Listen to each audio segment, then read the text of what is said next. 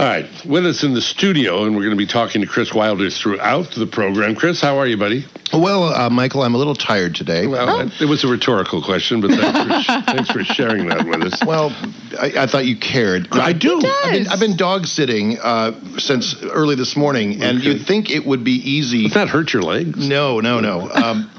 We have 2 dogs, and Yes. you'd think adding another dog would be a can of corn, but it turns out it's very challenging. It's sort of like going from having no dogs to having one. And I know, Michael, you know what I'm talking about. Don't you even talk to me about dogs. I have 5 of them, and I've added potatoes, and it still doesn't make a stew. I'm aware, but all morning it's been, submissive, dominant humping behavior. And that's before the dog showed up. That's one of the reasons I look forward to weekends. Right. We were talking dog humping last week. I know. And because, I know you've put this on the Facebook page. I know, Because I was somewhat confused about the phrase either sprayed or spayed. Right. And I wasn't sure which it was because I'd been spraying the dog with a big can of don't reproduce. And it was the wrong word. Yeah. But and Rachel explained to me, even though the dogs are fixed, as they say in the business, they still want to show dominance. Yeah, that's what that behavior is, and so that's what's going on at my house. Does that work for your wife? I'm just trying to show my dominance. Yeah, not so much. Yeah, you might not want to do that at Safeway again, honey. All right. So, Rick, who saw the opening ceremonies? I saw most of it. I saw a lot of it. I saw a lot of ads in between. Yeah. There was a lot. Well, I quit drinking tequila since... I haven't had tequila since Wednesday. That doesn't sound like a big deal, but it is in my life. And I'd forgotten to get my prescription, my blood pressure pills. And I'm handling it well, but boy, that opening ceremony, the hallucinations were horrible. They were unbelievable. Wow. So who lit the torch? Oh, I didn't see that part. Rick did early and didn't watch the show. It was supposed to be special, right? Yeah. I did see this. The French gymnast earlier today snapped his leg. Ow. By design? Nearly a compound fracture.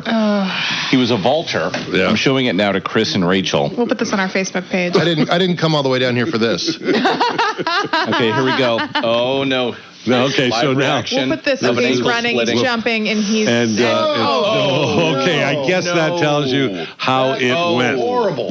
That's a 90-degree angle there.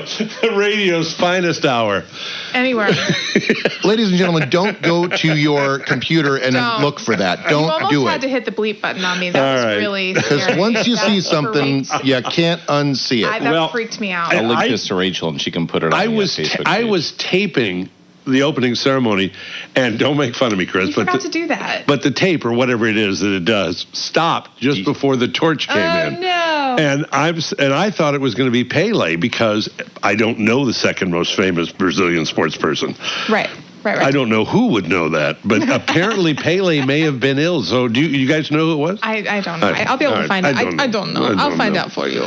The one thing that was very hip and very Brazilian, Mrs. Brady, Giselle, walked the catwalk all the way across the stadium. I thought, what is Florence Henderson doing there? That's an odd choice. Isn't that weird? Marcia. And she walked it while Joe Beam's grandson was playing Girl from Ipanema. Oh. So that was extremely hip. Oh, I like that. Yeah. And so it was hard not to watch. So anyway, it all begins today. All those people washing ashore at... don't they have bodies that are like near the beach volleyball? Aren't there bodies washing ashore there? You know, when I think Olympic spirit, I think Michael Jacoby. I agree with you. I agree with you.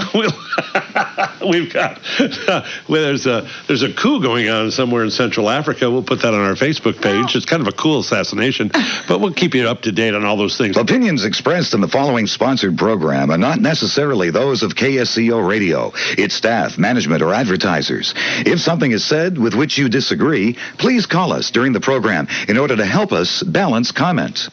Surprised they even put my home number on that disclaimer. I only hear that before you speak. Remember, Chris, you've been in the studio on the program. You've never heard that disclaimer, have you? No, I haven't, but it doesn't surprise me after all these years that they finally got hip. Yeah. I know. Does Donald have one like that? I don't know. Because he steps on his genitals more than I do. Talk about flat, that poor guy. We're not going there. He's had a bad week. He's had a bad week, but I'll tell you what, it turns out, they were, and you know that I'm with her, that's pretty clear. Yeah. But I thought fair is fair. The media was a little tough on him on that baby remark because it wasn't a baby, it was Paul Ryan. Oh. Crying. So, anyway, with us in the studio, a triumphant return appearance. How we got the palm leaves and donkeys in the studio, I don't know. But it's good to have you here. Chris Wilder from Legally Blue. It's a warm welcome. Thank you. It is, indeed. Come on, try. And thanks for dressing. It's a pleasure. Casual Saturday in Santa Cruz? Yeah, it was casual Saturday every day at my house. Yeah, that's true. I thought the suit was a big much, but you look great. I mean, you look awesome. I loosened the tie. You can't tell by looking, but the top button's undone. We want you to be comfortable. Do the dogs wear socks? Rough. They were Argyle. And they're rough. Hey, so Legally Blue, which if you folks have not seen, have you seen them play? In here, in studio. Yeah, they're wonderful. With us. I mean, that was awesome. Yeah. They're not at Rashanathon or whatever that deal is going. No, I don't think they are. That's strange. Rashanathon? Are you guys going down there? I want to. Yeah, we're going to try. Time's running out. It starts at 8:30. Yeah, they're about to play the melody one of these days. Legally Blue has a new CD out. You want me to play a cut and we'll talk to you, or do you want to talk a little bit, or what's your plan? Why don't we play a cut? We're very proud of this, and why don't you play track 6, which is a tune called Chicago in the Rain, written by John Keating, our Hammond B3 player. Then we shall. This is Legally Blue. Should be illegal how good these guys are. KSCO.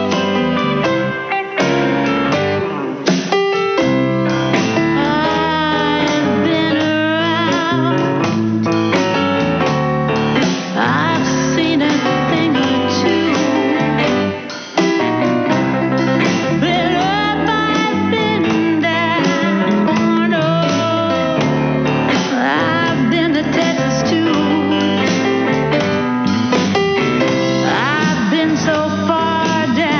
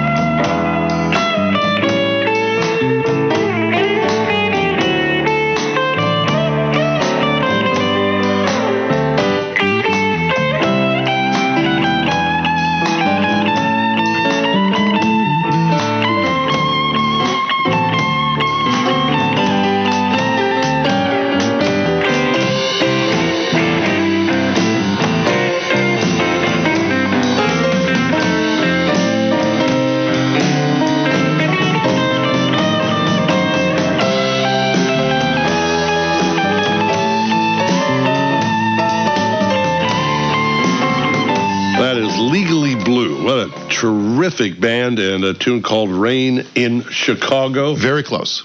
Try it one more time. Chicago in the Rain. Well, I love it. I'm dyslexic. Beautiful. It's not my fault. Yeah, it's not big Speaking deal. of not being able It to works. read, tell the story about as you took the exit today. Oh, there was a sign. There was a guy with a sign, and it said travel, and then it said in G. And I thought, is he traveling in the key of? Is he going to travel in the key of G, or is it the key of G minor? And I kind of started like over and over again speaking about it, and then finally our friend Rick, who I carpool with occasionally, turned to me and said, "He's traveling, traveling." It was confusing. Was that about 7 blocks before It you was got confusing. It was a whole I'll different bet he line. left out the hyphen, and that's what confused you. He did. You got to use punctuation. You need punctuation, otherwise life is chaos. It's very confusing for me. I need clarity. Do you run across those vanity plates on occasion that aren't vanity plates? Oh my God! And you're trying to make sense of them? I repeat them over. I take pictures of them when I can't figure them out. G1056. What on earth could that mean? I used to do that with Beatles album covers. Like, that's a clue right there. I know, it's very frustrating. Yeah. So that happens to me today. All right. Legally Blue, you are the bass player. I am. Hey, play a little riff so I know. Oh, just so you know it's a bass. Oh, he can play. All right.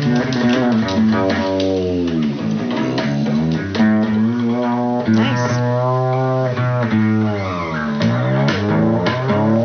Yeah, that's pretty cool. A little bit of the beautiful instrument built for me by my friend Andrew Sacco, who lives mere blocks minutes from here. Oh, a couple of blocks I went over there. What beautiful. a beautiful place he's got.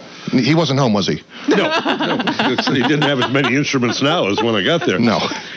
But Give us a quick bass lace. A lace basin. Lace something with bass. See, that's something that I could write on a sign that would confuse you. It already has. Give me a rock and roll bass line as opposed to a blues bass line. A rock and roll bass line. Yeah. Well, such as everyone knows Smoke on the Water. Sure.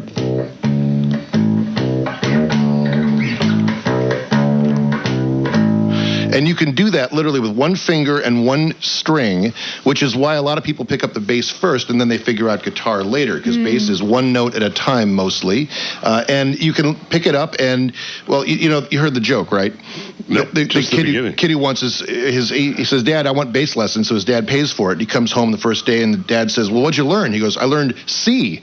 And so Dad goes, "C, great." Next week, the kid comes home and Dad says, "Oh, you had a bass lesson?" "Yeah, my second lesson." "What'd you learn?" "F." "Great, C and F. What am I paying for?" The next week, the kid doesn't come home.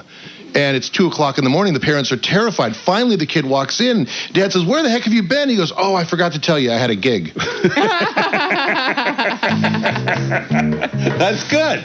That's I like good. that. So that's Smoke on the Water. Yes.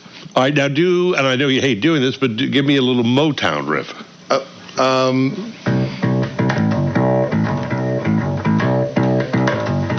I like that. A little nod to Booker T. But see, it's just like blues, and it all goes back to the blues, which is why playing the blues is fun, because you're also playing jazz, you're also playing rock, you're also playing Motown. It all goes back to that. And that's why I love our record, because we try to do a lot. We got songs that are 150 years old on this album, and some songs that we wrote just last year.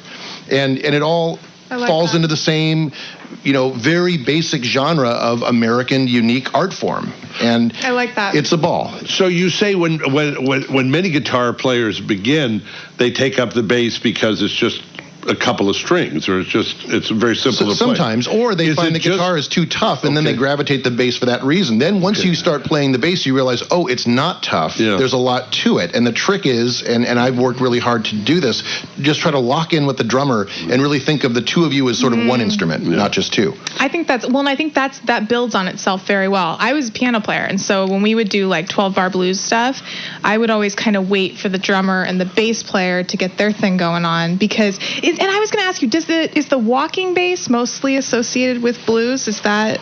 Sure, but we have a couple of walking bass blues tunes on this album, and they sound a lot like the jazz. Okay. And so the walking bass, which is just...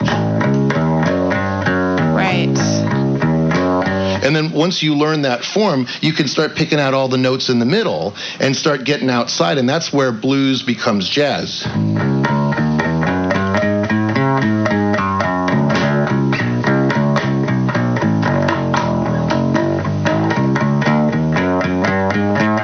and you end on the same spot. I like that. So do you run into a lot of guitar players who go, oh, yeah, I did the bass when I was 9? Sometimes, yes. And a lot of guys, let's be honest, the bass players don't typically get the girls. So in high school, you want to be the lead guitar player because that you stand out more. If you can't be the lead singer, and most of us couldn't, you pick up the electric guitar, and I did that. Yeah. And then later on, you realize there are too damn many guitar players. Somebody needs to play the bass. Well, yeah, it's very important. No, I think it's the backbone, I think. And I think that you can have a band that sounds okay with a guitar player that's not very good. Yeah. You can't have a band that sounds okay with a bass player that's not very good. It makes the whole band sound inauthentic. And not that I'm saying our guitar player is not good. He's actually fantastic. Does he get a lot of girls? I wish he was here. He got a girl and kept her. Really? For several decades now, really? And that's worked out for them very well. Artigius and his wonderful wife, Esther. Yeah, a lot of people either call it love or Stockholm Syndrome. Oh, that's very nice. good. Yeah. I'm sure it's love. It sounds like love to me. I think it is, too. It sounds like love. They're a wonderful couple. You call it love.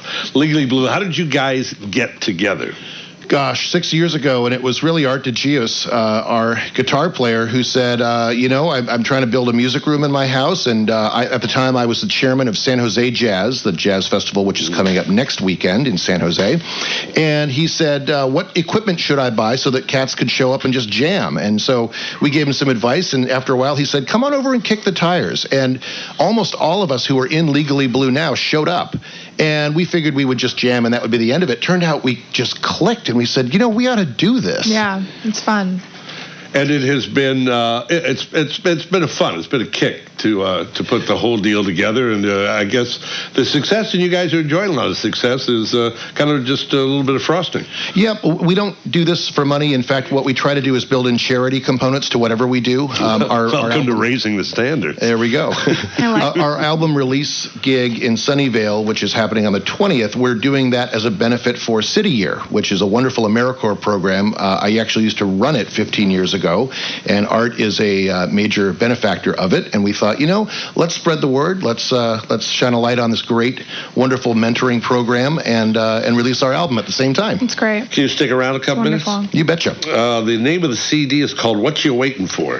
And it's Legally Blue, the album party, the album release party at Jazz and Beyond. Where's Jazz and Beyond? We closed down Murphy Avenue in Sunnyvale, and it's a big block party. Cool. And that comes up 6 p.m. August 20th. I'll tell you what, I'm going to play another cut off the CD and tell me a little bit about this as we get into it. This is called The First Time I Saw You, Baby. Oh, yeah. Mike West, our drummer, wrote this about his wife and about when they met. He was a very timid and shy guy, so it took a while for them to click, but that worked out. They've been married 50 years, and you've met Mike, of course. And he's a super humble guy and a wonderful family. This is a song about that, and I use this bass to play it because it's got that jazz feel. Could you play along with it? I could, and it would sound terrible. All right. Let's listen a little bit more of Legally Blue. When you left me, babe, all I felt was blue. I went back to find you, baby, so you could ask me to dance. And when I saw your moves on the dance floor, I knew I had no chance. Once again, when you left me, baby, all I felt was blue.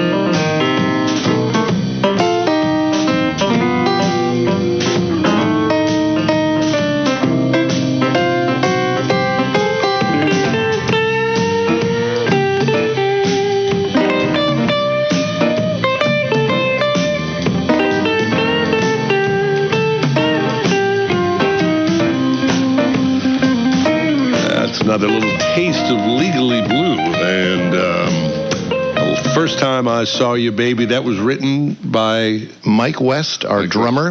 This is, by the way, this is the very first airing of any of these songs. They have not been played anywhere. I because literally it hasn't got been this. released yet. I love Really, it. the release party is right now. This is a big deal. It kind of is. It kind of is. We'll put that on our Facebook right next to our Compound Fractures.